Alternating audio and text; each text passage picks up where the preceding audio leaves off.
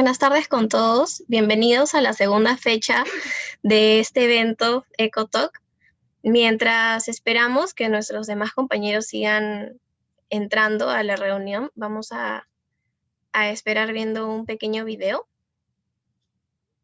Esperamos que lo disfruten.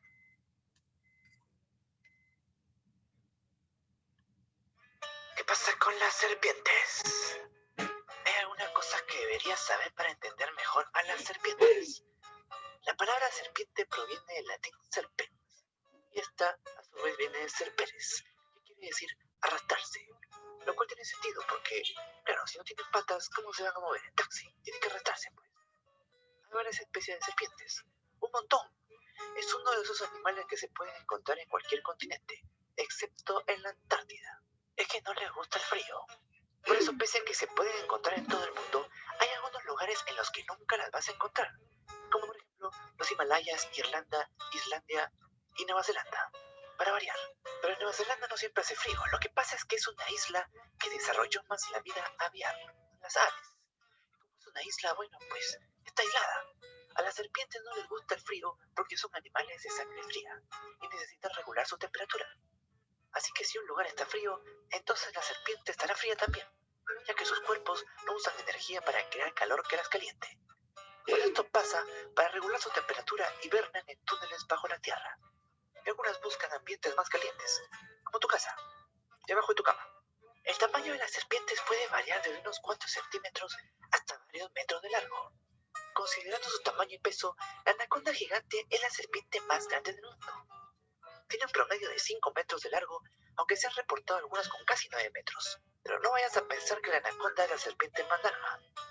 La serpiente pitón reticulada también puede llegar a medir 9 metros. Es considerada la más larga, pero no está tan gordita como la anaconda. Es que en la selva la comida es muy rica. Pese a tener ese largo, la pitón solo puede pesar hasta 160 kilos, y eso es bastante. La boa no es tan grande, pero ninguna serpiente de ahora sería rival para su ancestro prehistórico, la titanoboa, cuyos restos fosilizados nos presentan un animal de más de 1 tonelada de peso y casi 13 metros de largo. ¡Chúpate esa boa! Las serpientes son carnívoras y su dieta es muy variada. Pueden consumir roedores, pájaros, ranas, ciervos pequeños y otros reptiles, y algunos dicen que incluso han comido humanos adultos, pero ninguna prueba convincente se ha mostrado. Contrario a lo que muchos puedan pensar, la mayoría de serpientes no matan a sus presas mordiéndolas e inyectándoles veneno. Los únicos que usan veneno para cazar son las cobras, víboras y otras especies relacionadas. El resto se traga su presa entera. Algunos lo hacen cuando aún sigue viva, y las serpientes más grandes como la pitón y la anaconda tienen más sentimientos y primero te estrangulan. Estas serpientes grandes pueden comer otros animales que tengan más del 75% de su propio tamaño. Y hay algunas que lo hacen hasta el 100%. Pero no crean que todos se asustan de las serpientes. Hay algunos animales que se les enfrentan muy bien porque se las comen, como la mangosta, que le gustan las cobras, y para cazarlas hace de todo, hasta movimientos tipo Matrix. Algunos piensan que las serpientes huelen por las fosas nasales, pero esto no es verdad. Las fosas nasales les sirven para respirar, pero huelen a través de su lengua bífida. Así. O sea, cuando veas una que te está haciendo esto, es porque te estás saboreando. Las serpientes no tienen párpados, así que no pueden coquetear con guiños. Tampoco tienen orejas, pero eso no quiere decir que sean sordas. Tienen vestigios de su aparato auditivo adentro de sus cabezas, el cual está conectado con los huesos de su mandíbula, lo que le permite sentir muy bien las vibraciones. Las serpientes venenosas pueden hacer mucho daño y una gran parte de los venenos son mortales para los humanos. Si alguna vez una te muerde, mantén la calma y busca ayudar rápidamente. No te quedas de otra. Si puedes vendarte la zona afectada entre apretado y no tan apretado, ayudará bastante hasta que encuentres a alguien. Hay muchas maneras de saber si una serpiente es venenosa. Una de ellas es la forma de su pupila. No se da en el 100% de los casos, pero suele funcionar. Si su pupila tiene la forma de un diamante, entonces la serpiente es venenosa. Si la tiene redonda, no es venenosa. La mayor confusión tal vez se ve con las serpientes de coral, que tienen un veneno poderoso, y la serpiente rey, que es inofensiva, y ambas tienen los mismos colores. Así que para ayudarte, he creado un verso sin esfuerzo que podría salvarte la vida. Cuando veas una serpiente de estos colores, repite esto. Si el rojo toca el amarillo, estoy bien muerticho. Si el rojo toca el negro, yo me alegro. Solo digo, las serpientes no son malas. La historia les ha dado una muy mala reputación. Trátalas con respeto y quiérelas.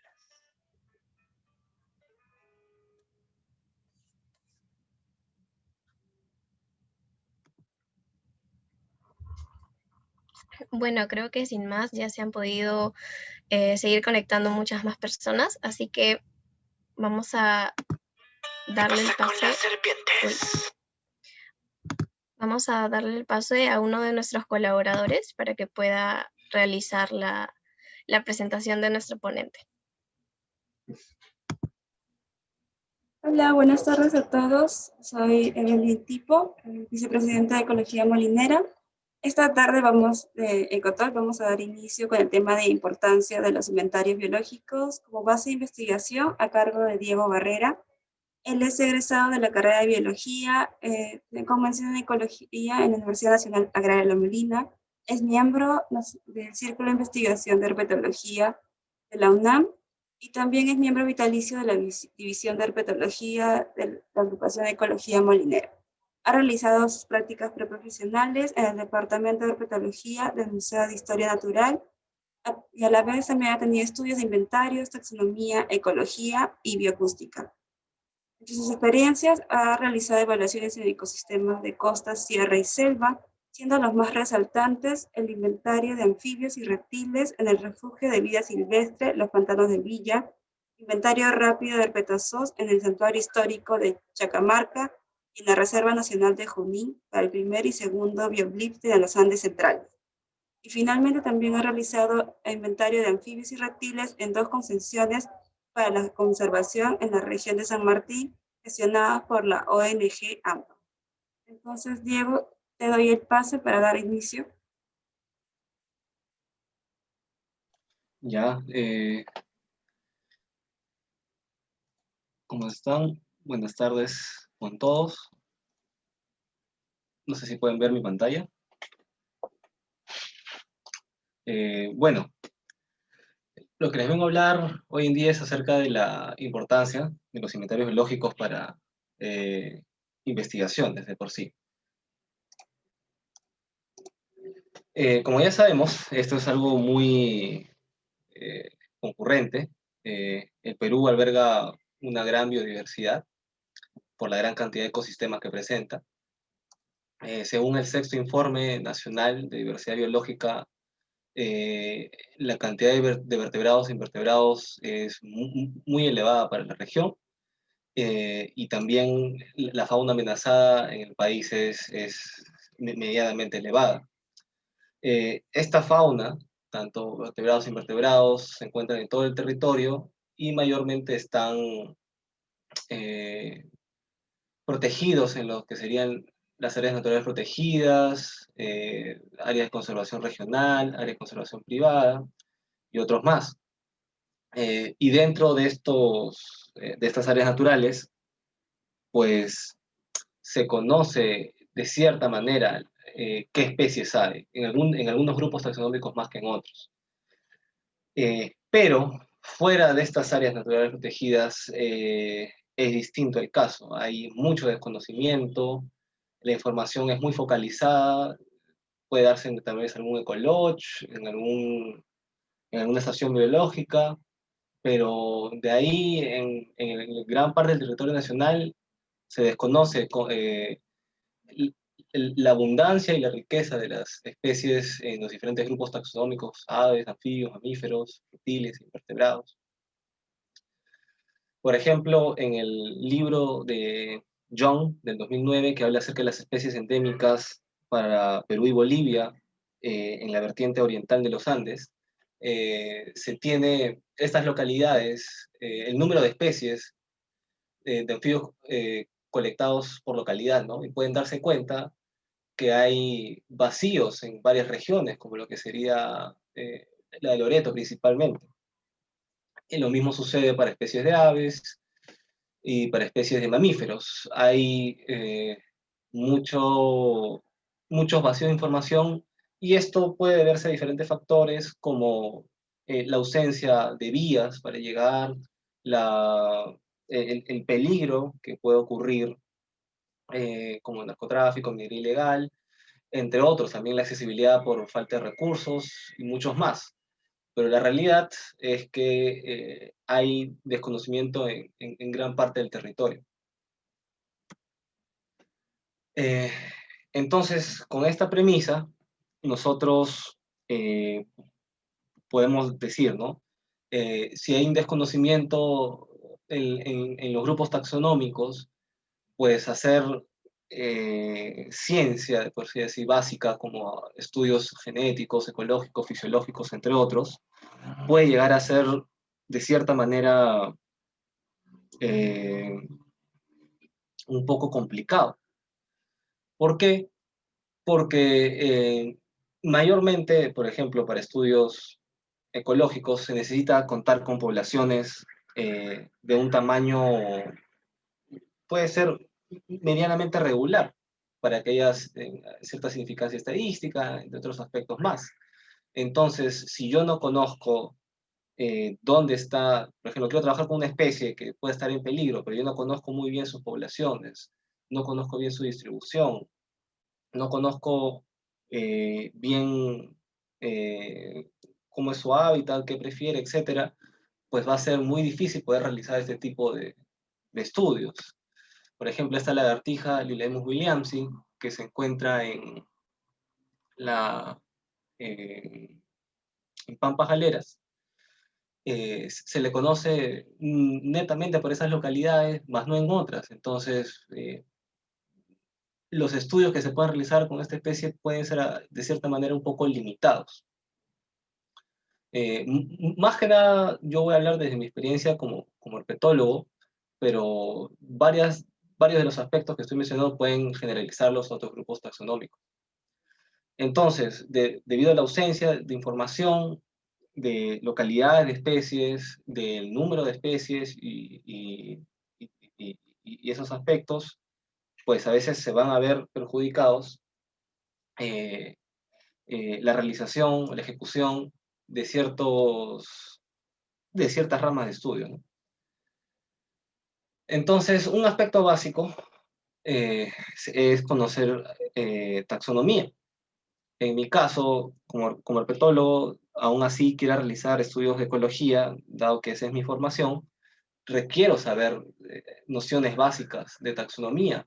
Uno, por el aspecto de especies crípticas y de grupos complejos de especies, lo cual puede llevarme a confundir de que yo quiero enfocarme en una especie A y en verdad estoy trabajando en una especie B, y por esa carencia en aspectos taxonómicos, pues puedo hacer un mal estudio.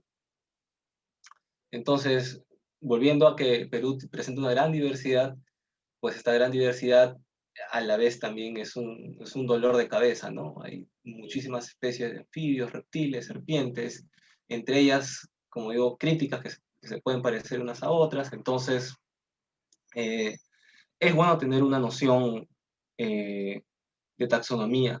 No necesariamente uno tiene que ser un taxónomo alfa o un taxónomo propiamente dicho, pero uno puede tener una pequeña formación de ello, para así eh, eh, no errar en el campo, ¿no?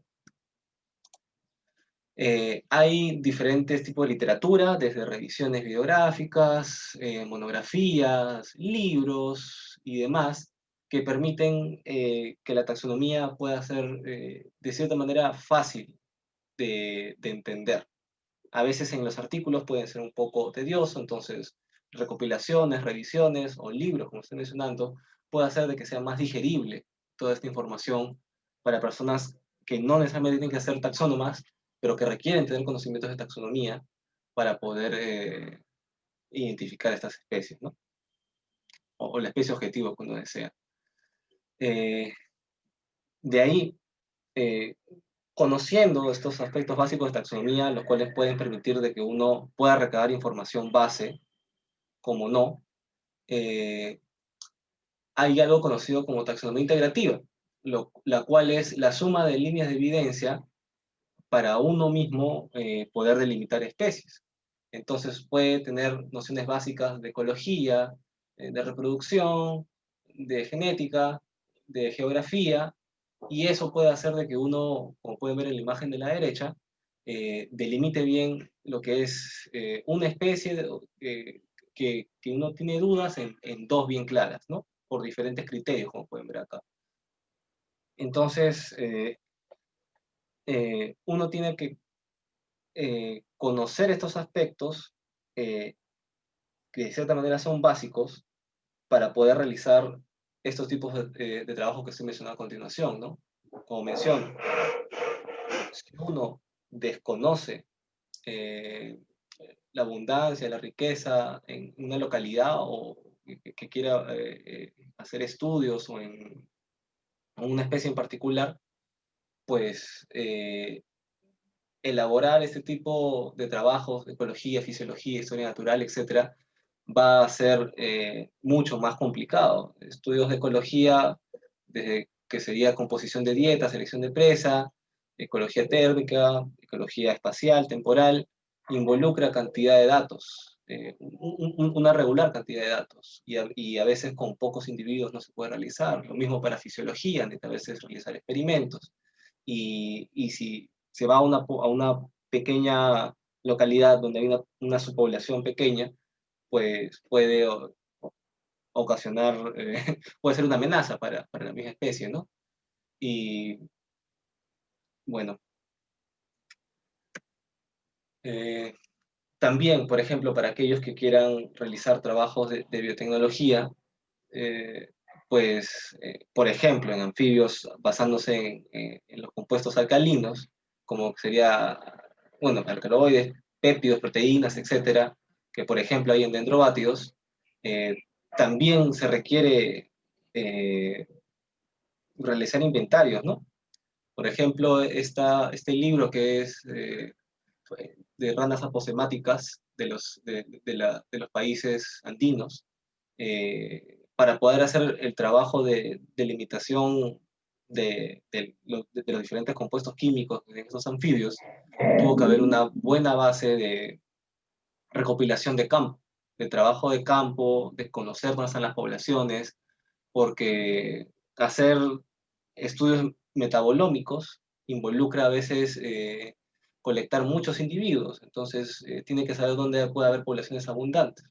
Y eso no se puede lograr si es que uno no eh, conoce esas localidades. Eh, en aspectos de conservación, también es necesario que se hagan inventarios. Por ejemplo, para un informe que se hizo al Gore de Loreto, eh, para poder delimitar las zonas prioritarias de conservación, el primer paso, como pueden ver acá, es adquisición y recopilación de información base. Entonces, los tomadores de decisiones necesitan información de campo para poder de ahí seleccionar los objetos de conservación, definir objetivos, definir las metas, seleccionar las áreas prioritarias de conservación y realizar muchos pasos más. Por ejemplo, este mapa de zonas prioritarias para la conservación es un poco antiguo, es cuando estaba INRENA, bien antiguito, involucraba información donde hay, bueno, lugares donde hay adecuada información e insuficiente, ¿no? Entonces, si se dan cuenta, hay información que falta en varios sectores del país. Este mapa a la izquierda, inferior, es un mapa más actualizado de las zonas prioritarias para Loreto, y ahí se puede ver de que efectivamente, pues, ha aumentado las zonas prioritarias a comparación del mapa superior derecho, y es por el aumento de inventarios, de recopilación de información que ha habido en la zona, por efecto, por ejemplo, de los inventarios rápidos que realizó el Field Museum. También, por ejemplo, acá tenemos un mapa de una sección de Madre de Dios, en el cual se ven las áreas de las reservas, de los parques nacionales, y también se ven las amenazas, como por ejemplo acá en naranja, cultivos, en rojo minería ilegal, y por ahí en azul oscuro estaba petroleras. Y en celeste, que pueden ver acá, son las zonas prioritarias para la conservación. Entonces, esa información se ha recabado tras realizar inventarios, trabajo de campo, que permite, por ejemplo, delimitar que toda esta zona celeste pueda ser un corredor biológico entre distintas áreas naturales, ¿no?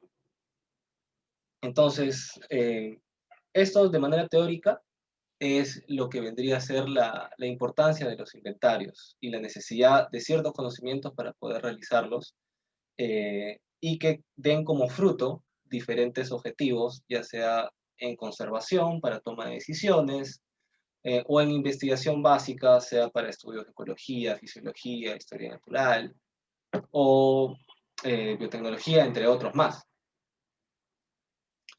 Eh, a manera personal, yo he tenido algunas de estas experiencias en las cuales he podido ver que efectivamente el levantar información base y hacer inventarios ha rendido frutos. Por ejemplo, el caso del vivero forestal, donde en el 2018, con algunos colegas del Círculo de Herpetología y también de la edición de Herpetología y Ecología Molinera, se revisó la comunidad de saurios y anfibio, en este caso, o la comunidad herpetológica del vivero forestal, la cual existía, se sabía que existía, pero no estaba delimitada. Entonces, se revisó a través de todo el 2018, trabajo de campo, cuáles eran las especies presentes, y a raíz de eso, de toda esa información base que se levantó, se enfocó en dos especies, que en este caso sería Dicrodon heterolepis y Stenotropus modestus, para poder realizar estudios ecológicos, los cuales fueron ganadores del proyecto Yunde. Entonces acá uno puede ver todos estos puntos acá son los que se pudo conseguir en campo luego de revisar a lo largo de un año el inventario, ¿no? Entonces, es por ello, acá un ejemplo, ¿no? Realizar el inventario ayudó a obtener información, la cual pudo derivar en un estudio ecológico. Ahora este estudio ecológico viene siendo una colaboración entre investigadores de San Marcos, Cayetano y de Agraria, pero inicialmente todo nació como un inventario.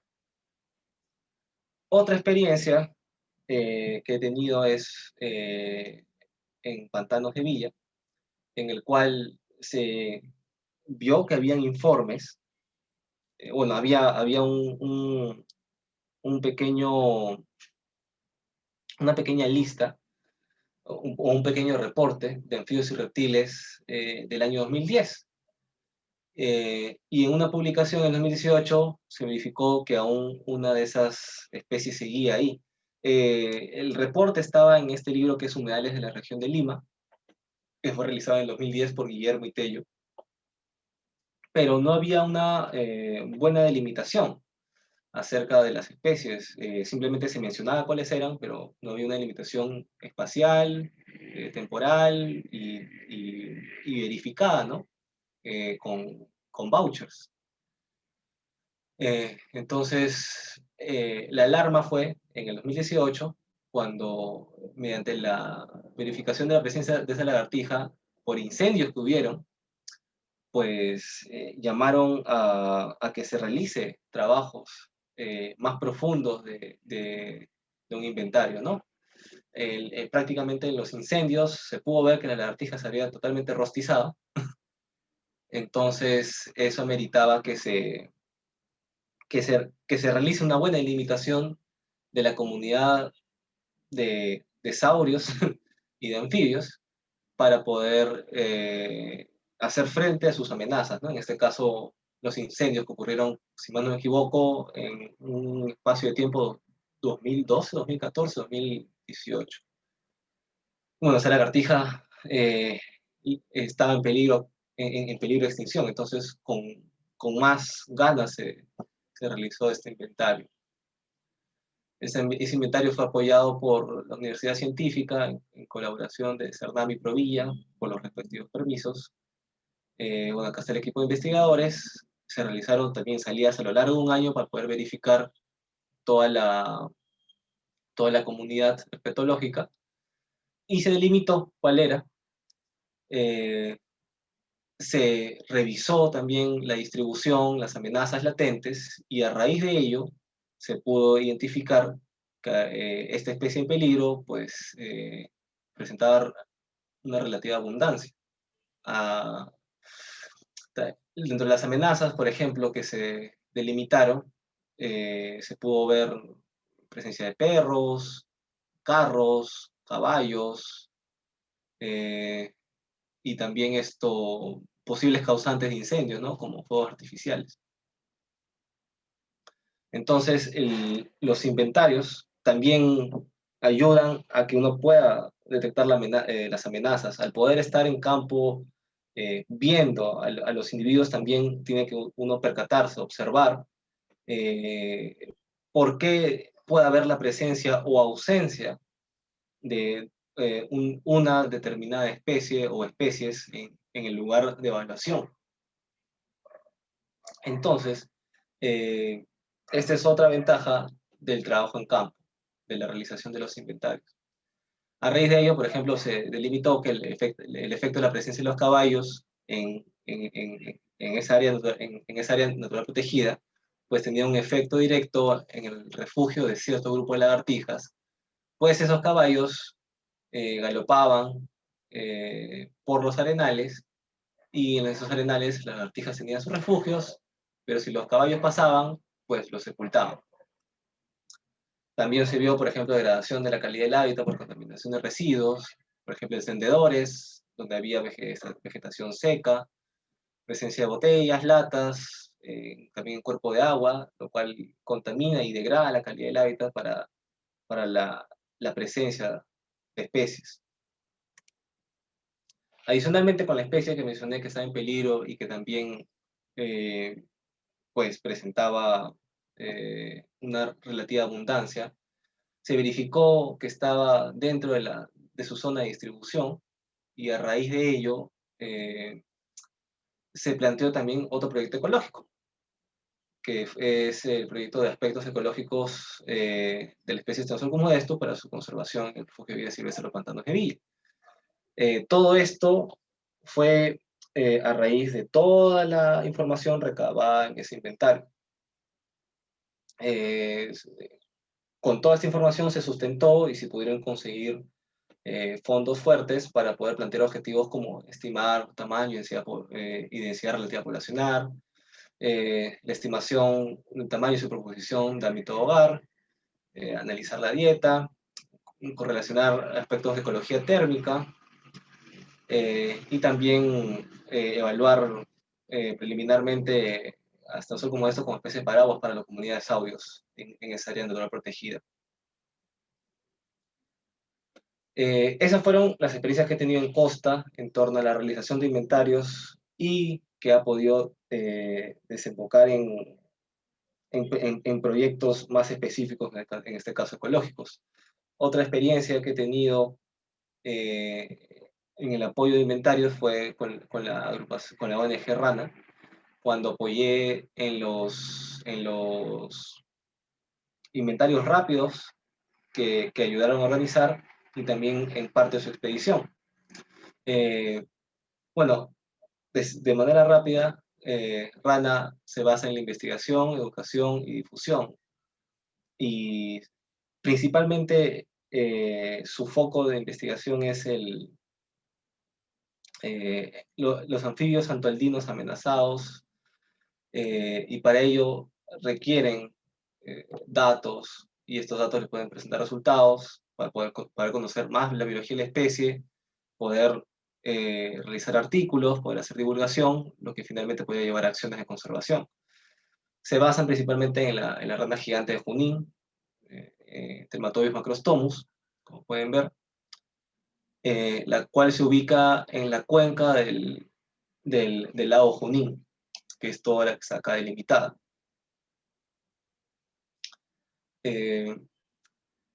La declinación de este anfibio ha sido ocasionada por la transformación de los hábitats, por la explotación, especies introducidas, y bueno, prácticamente también las enfermedades como el hongo quítrido ha diezmado a varias poblaciones. En este caso, la rana gigante ha sido muy impactada. La ganadería, contaminación de ríos, especies invasoras como trucha, el hecho de que sean jugos, tractos de ranas, y también por ahí en un lugar he visto polvo de rana, pues todo eso ha impactado fuerte a la especie. Entonces, para poder conocer dónde podría encontrarse aún, se requieren hacer inventarios. Y parte de esos esfuerzos están en el BioBlitz que hubo, primero BioBlitz en los Andes Centrales, en el 2016, donde fuimos por el Santuario Histórico de Chacamarca. En el 2017 hubo otro BioBlitz en el cual se fue por la Reserva Nacional de Junín. Y posteriormente, con esta información y con mucha otra información más que tienen de otras fuentes, pudieron la agrupación Rana lograr un premio, una beca muy fuerte, los cuales les permitió hacer exploraciones por varios lugares de del lago Junín y en sí en toda la cuenca. Entonces, todo esto partió por los esfuerzos de los inventarios iniciales, de los recorridos iniciales. Estos recorridos se pudieron expresar en este libro de los BioBlitz de los Andes peruanos, que fue una recopilación de los dos primeros que hubieron, en donde todos los grupos taxonómicos que participamos aportamos con los datos de ambos inventarios para poder delimitar la riqueza de especies en base al número y también la abundancia en base a lo que se encontró en los recorridos de campo. Entonces, en este caso, sean inventarios a largo plazo, como mencioné para los casos de costa, o inventarios rápidos, todo ello cuenta. ¿Por qué? Porque es información de primera mano que sirve para poder, en este caso, o en estos casos, realizar investigaciones más profundas. En el caso de costa, aspectos de ecología, en este caso de sierra, serían aspectos de conservación.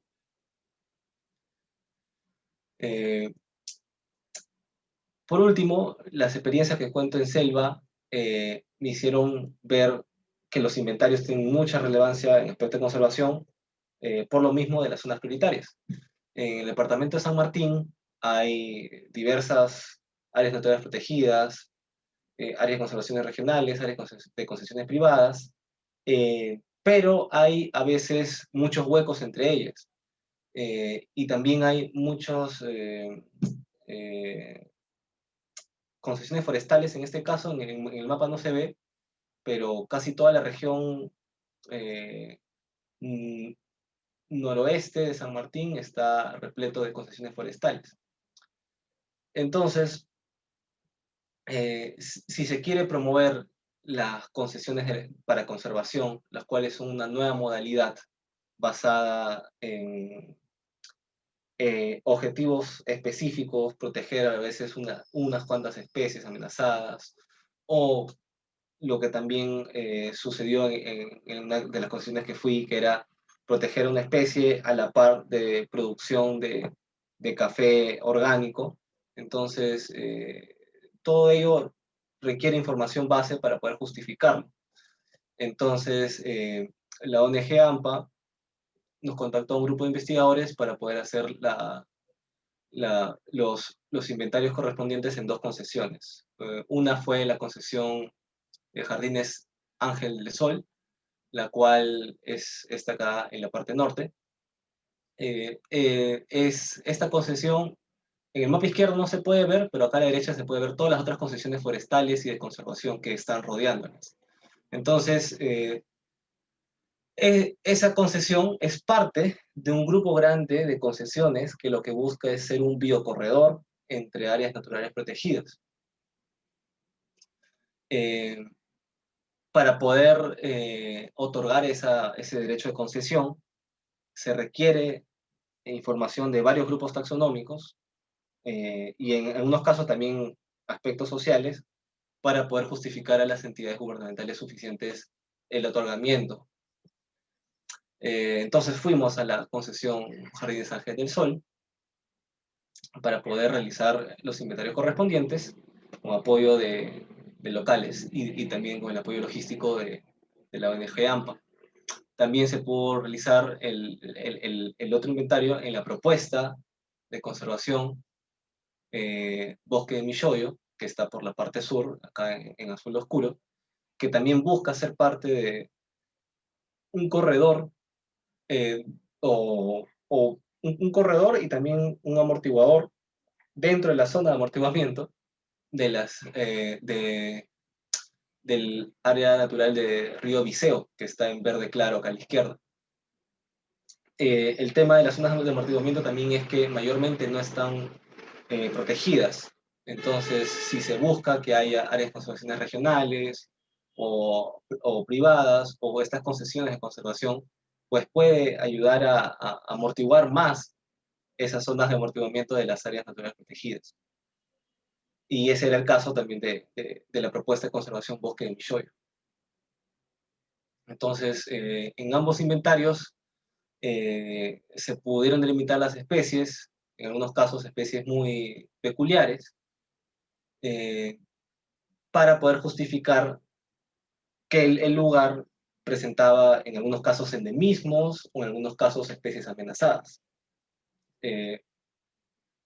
Todo ello en algunos casos ya ha servido para que se puedan delimitar mejor estas áreas, pero también nos hacía ver de que se necesitaba mucho apoyo de parte de investigadores para la realización de esos inventarios. Mayormente, al ser una forma nueva de conservación, es muy difícil el acercamiento hacia los investigadores para que lo realicen. Entonces, en este caso, la invitación que nos hicieron fue una gran suerte, una gran ayuda para poder aportar a estos esfuerzos de conservación. Ahí también pude corroborar de que no todo era dirigido hacia aspectos científicos básicos, sino también podían tener otros efectos en torno a la toma de gestión, a la toma de decisión. Entonces, de cierta manera, se puede concluir 2 aspectos. Los trabajos de campo, especialmente de inventarios, han venido disminuyendo en comparación al siglo pasado. Esto es por una corriente dentro de la conservación que usa más información bibliográfica para poder hacer modelamientos, para poder hacer inferencias, y la información de primera mano, que es de los inventarios, queda relegada a la información que se obtuvo hace muchísimos años y no a la información actual. Esto crea un desfase,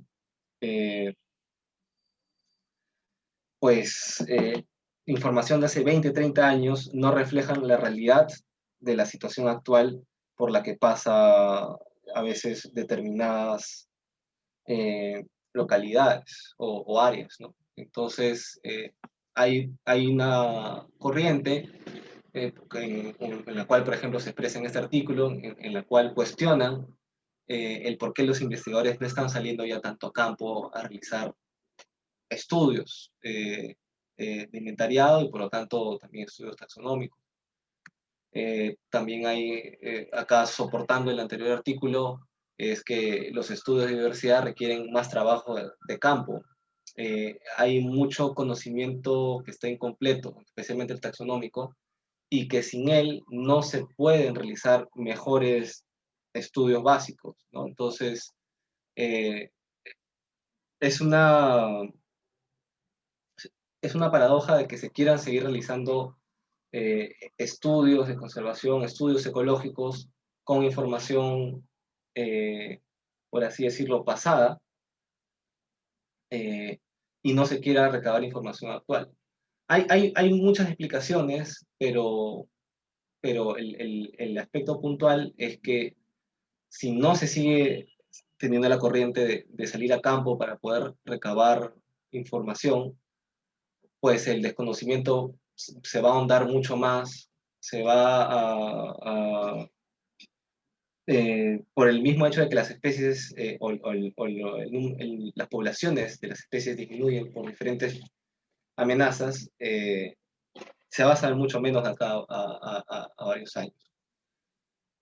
Otro aspecto es el hecho de la colecta científica. Realizar inventarios, como hace un momento mencioné, involucraba vouchers. Entonces, hay algunas personas que consideran que la colecta científica puede causar conflictos de conservación porque involucra extraer individuos de su hábitat que sirvan como evidencia física de la presencia de esa especie en un determinado lugar. Por ejemplo, en este artículo último que estoy poniendo, Espartaco Gipoliti mencionaba de la arrogancia de los investigadores modernos de querer identificar a las especies con fotos.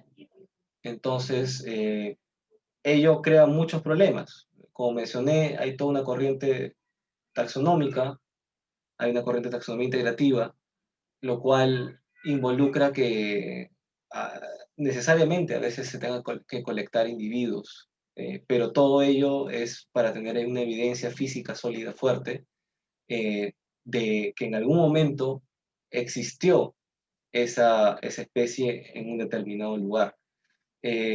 Esto lo he visto mucho cuando realicé mis prácticas en el Museo de Historia Natural, al revisar, por ejemplo, colecciones de expediciones que hubieron hace muchos años, en los 80, en los 90, en los 70 y también actuales, en los 2000, pues a veces llegaban a localidades muy remotas. Como mostré en el mapa, hay lugares que a veces no hay vías. Entonces, si se llega a esos lugares, se requiere que haya alguna evidencia que en algún momento existió, porque las poblaciones humanas crecen muy rápido, muy fácilmente colonizan algo. Se realizan quemas, incendios, a veces adrede, para que muchas áreas queden sin vegetación, baldías totalmente, y pues esto ocasiona que puedan invadir. Entonces, la mejor evidencia que en un momento hubo especies en un lugar es mediante la colecta científica. Entonces, desde mi perspectiva de ecólogo, yo he tenido que recurrir muchas veces a saber aspectos taxonómicos para poder realizar trabajos de ecología. No me considero un taxónomo alfa, me considero un taxónomo que beta, por así decirlo, sé de nociones de taxonomía, pero no es mi especialidad. Pero reconozco de que sin esos conocimientos de taxonomía no podría estar haciendo los estudios que he realizado, sea en ecología, sea en bioacústica y en otros más. Entonces, la conclusión de todo esto,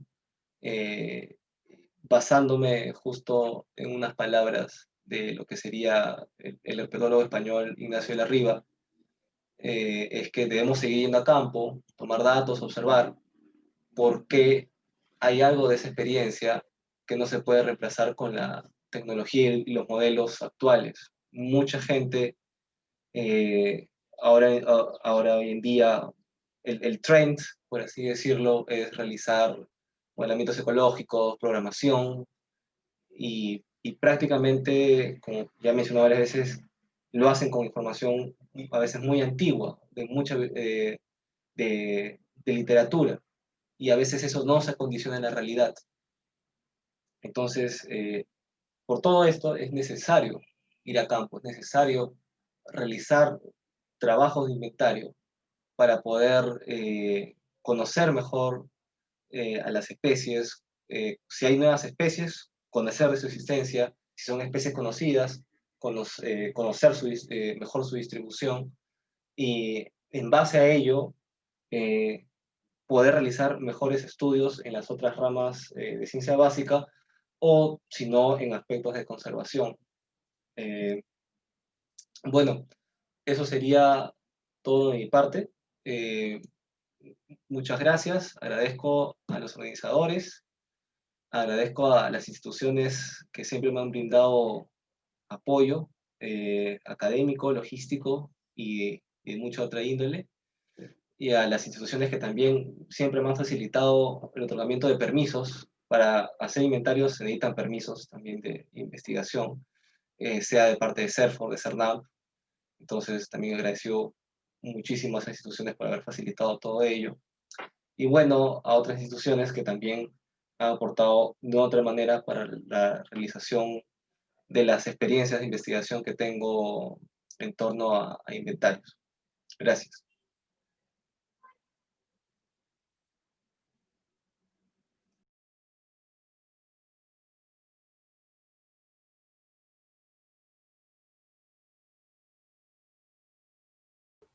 Muchas gracias, Diego, por tu ponencia. De verdad ha estado muy interesante. No sé si por ahí tengan alguna consulta, duda, pueden escribirla por el chat o podrían prender su micrófono.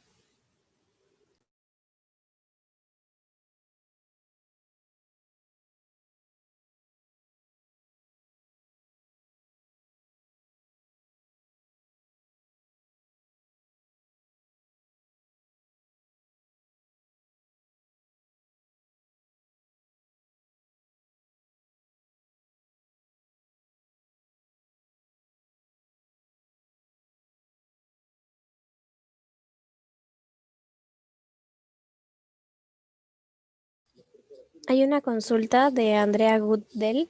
Quisiera saber qué otras especies de anfibios y reptiles pudiste reconocer en pantanos de Villa.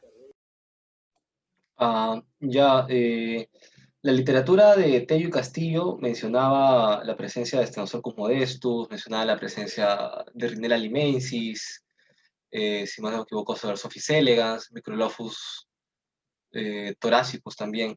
Yo pude encontrar a esas especies menos a Rhinella limensis. Pude encontrar a Rhinella marina, entonces ahí puede haberse dado un caso de eh, eh, solape ecológico, ¿no? Por así decirlo, Rhinella marina pudo haber desplazado a Rhinella limensis, tal vez. También he encontrado otros reptiles como Microphus peruvianus, y también la presencia de un gecko. Todo ello ya está por salir dentro de una publicación ya dentro de poco, y ahí se podrá revisar más. En esa publicación contemplamos los objetivos iniciales del inventario, que era la realización del inventario en sí, la delimitación de la distribución de las especies dentro de la localidad, eh, la caracterización de los microhábitats de las especies, y también la detección de las amenazas directas e indirectas para las comunidades de saurios y, bueno, también anfibios.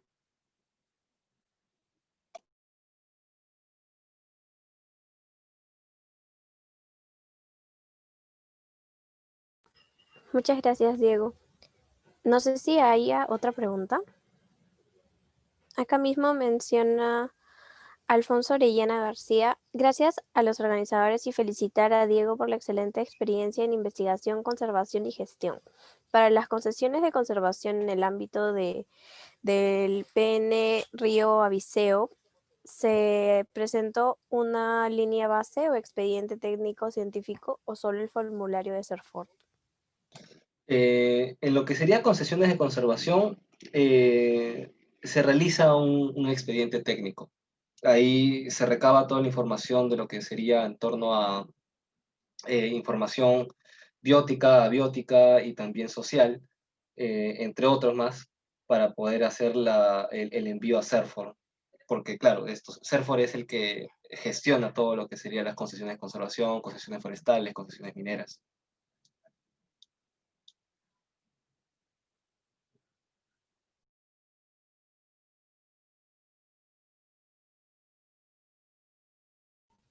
Gracias, Diego. ¿Hay alguna otra consulta o duda o más felicitaciones? Sí, aquí hay otra más de Eduardo Almora. Gracias por la presentación, Diego. ¿Qué consejo adicional tendrías para las personas que quieren dedicarse a la investigación en ecología y conservación? Bueno, lo primero es tener claro el grupo taxonómico al que quieren apuntar. De por sí, a veces tener los conocimientos de taxonomía, como hablé, para poder tener ciertas nociones, es complejo con un solo grupo, y abarcar más a veces puede ser mucho más complejo. Al menos como yo lo veo, bueno comenzar a enfocarse de a pocos en torno a lo que sería investigación, ecología y conservación. Pues es buscar lo más real para uno. A veces uno tiene muchas ganas de irse, por ejemplo, a selva de frente y hacer una super investigación, pero desde mi experiencia, acá en la misma costa, en la misma ciudad, he podido tener buenas experiencias de investigación en ecología. Eh, yo creo que mediante lo que uno va realizando de investigación, trabajos, etcétera, pues va a poder tener las oportunidades para poder tal vez eventualmente alcanzar diferentes ecosistemas a los que uno apunta. Pero al menos trabajos en ecología y conservación involucra mucho tiempo y mucha dedicación.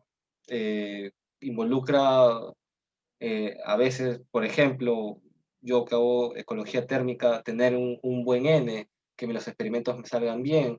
Entonces, saber que puedo realizar toda esa logística también es necesario.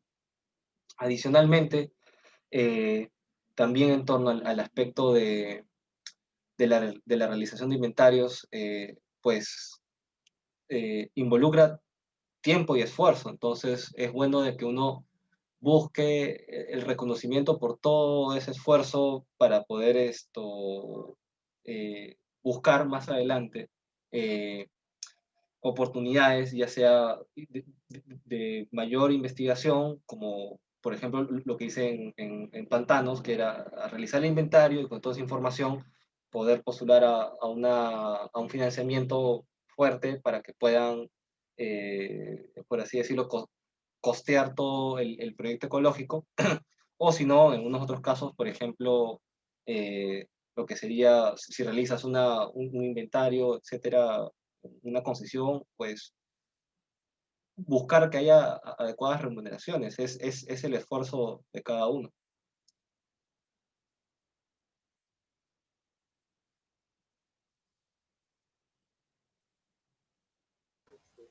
Excelente, Diego, muchas gracias. Aquí había otro comentario de Kevin Daniel Pérez. Saludos, muy buena ponencia. Mi pregunta es con respecto a si los reptiles estudiados son consumidos también por las comunidades como remedios naturales y qué medidas se toman para concientizar a la población y detener dicha práctica. Eh, bueno, sí he visto consumo de reptiles como remedios naturales. En algunos casos he visto que usan aceite de serpiente, o en otros casos he escuchado también de aceite de lagartija, etcétera. Eh, bueno, eh, el tema es delicado porque en algunos casos resulta ser conocimiento ancestral, y, y puede haber choques culturales fuertes, ¿no? Entonces, al menos de mi experiencia, es siempre educar a los más jóvenes. Eh, el mejor caso creo que es el de las serpientes. Las serpientes, pues, siempre son satanizadas, siempre son vistas de mala manera, y bueno, si no lo usan como remedio, las terminan matando, macheteando, cortando trozos de pedazos. Entonces, una práctica que hicimos, por ejemplo, la concesión Jardines Ángel del Sol, fue a una serpiente que habíamos capturado, eh, poder enseñar a la población de que, bueno, no es esto peligrosa, no es venenosa, qué beneficios resalta, especialmente a los más niños, obviamente con las debidas precauciones, etcétera, para que puedan tener en cuenta de que tiene que haber una mejor convivencia. Parte de, a veces, ciertas creencias que se toman, eh, pues pueden ser por el desconocimiento, ¿no? El matar a todas las serpientes apenas la veas es parte del desconocimiento de que creen que todas son venenosas. O usar, por ejemplo, algunas como remedios naturales, cuando en verdad a veces no está muy bien comprobado, en algunos casos, pues también puede ser por fruto del desconocimiento que alguien alguna vez le dijo, etcétera. Entonces, eh, es bueno siempre también cuando uno va a diferentes lugares, en este caso, si es para hacer inventarios, siempre tener un aspecto social, siempre contactar con las personas y poder enseñarles, decirles, de la mejor manera, ¿no? Y especialmente si hay niños, ellos creo que es el mejor público porque son los más entusiastas en aprender, en saber, son los más curiosos, a veces son los más perceptivos. Yo me he percatado una vez que a veces los más niñitos son los que tienen más sensibilidad hacia el entorno natural, y a veces mientras más crecen, pues por el mismo efecto de la educación que reciben en el lugar, pues se van volviendo más insensibles hacia su entorno. Entonces, creo que ese lado podría tomarse. No soy educador ambiental, no soy comunicador, pero al menos es lo que en mi experiencia he podido realizar.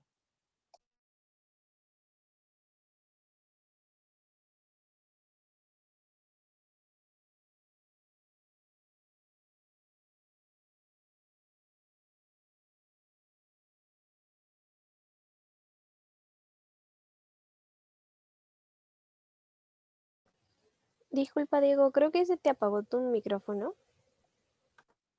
Ah, sí, sí. No sé si se terminó de escuchar. Hola. No se escuchó a medias. Ah, escucha.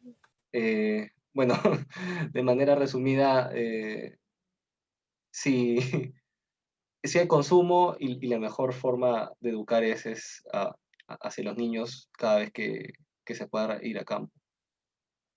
Ahí hay otra pregunta, estoy viendo, creo.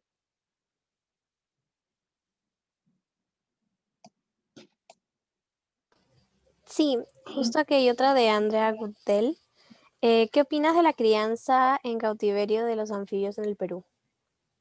Ah, eh, pues son, en algunos casos, buenas iniciativas si es que están bien implementados. Por ejemplo, en Ecuador está, si más no me equivoco, el Arca de Anfibios, y es una muy buena iniciativa para poder aquellas especies que están muy amenazadas, que están a veces, por así decirlo, con una pérdida de hábitat muy fuerte, poder salvarlas.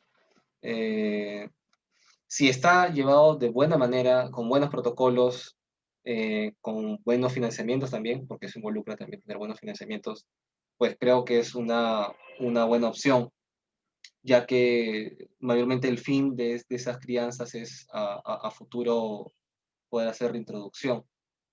No sé si por ahí va la pregunta acerca de anfibios silvestres.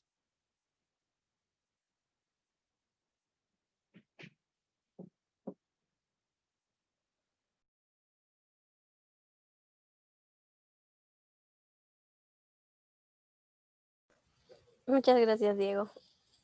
No sé si hay alguna otra consulta. Más bien, perdón, creo que el anterior sí se escuchó, pero mi internet está un poco malo. Mm,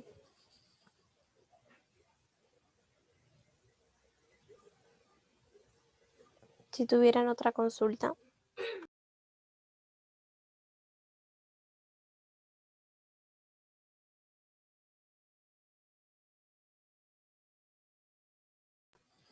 Bueno, creo que si no hay ninguna otra duda, agradecerte, Diego, de nuevo por tu participación en este evento. De verdad, eh, estamos muy emocionados de que estés participando en esta segunda ponencia, en este segundo día de ponencias de este proyecto de Ecotalk.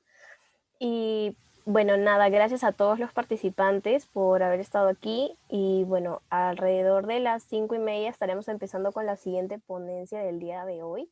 Va a ser a través de este mismo link y bueno, creo que nada más. Muchas gracias a todos.